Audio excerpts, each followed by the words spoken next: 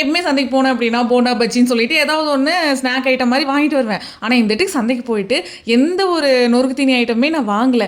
என்னாச்சுன்னா போன வீக் நான் வந்து வெயிட் செக் பண்ணும்போது ஒரு 4 கேஜிஸ் அதிகமாக இருந்தேன். அதாவது நார்மல் வெயிட்டுக்கும் போன வீக் செக் பண்ண வெயிட்டுக்கும் ஒரு 4 கேஜிஸ் வந்து நான் இன்க்ரீஸ் ஆயிருந்தேன். சரி, இதுக்கு மேலே வந்து நம்ம நொறுக்கு தீனி எண்ணெய் பலகாரமெல்லாம் சாப்பிட்டு இருந்தால் வேலைக்காகாது. ஸோ இனிமேலாவது கொஞ்சம் ஹெல்த் கான்சியஸோடு இருக்கலாம் அப்படின்னு சொல்லிட்டு தான் ஈவினிங் காஃபிக்கு பதிலாக பால் காய்ச்சி வந்து குடித்தேன். பாலெல்லாம் குடிச்சு முடிச்சுட்டு அம்மா வந்து சந்தையிலேருந்து வாங்கிட்டு வந்து காய்கறியெல்லாம் அடுக்கி வச்சுட்டாங்க.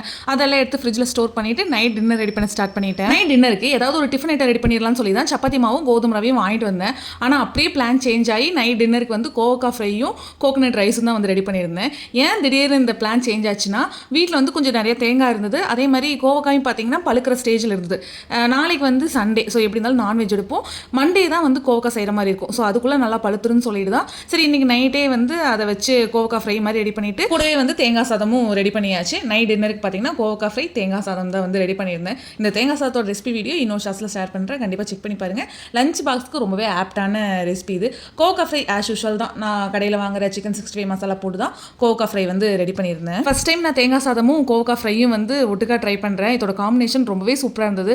நார்மலாக உருளைக்கிழங்கு பொரியல் தான் நல்லாயிருக்கும். ஆனால் கோவக்கா ஃப்ரையுமே இந்த தேங்காய் சாதத்துக்கு ரொம்பவே ஆப்டாக இருந்தது. அவ்வளோதான், டின்னர்லாம் ரெடி பண்ணி சூப்பராக சாப்பிட்டு கம்ப்ளீட் பண்ணியாச்சு. இன்றைக்கி நீங்கள் என்ன டின்னர் செஞ்சீங்கன்னு சொல்லிட்டு மறக்காமல் கமெண்ட் செக்ஷனில் கமெண்ட் பண்ணுங்கள்.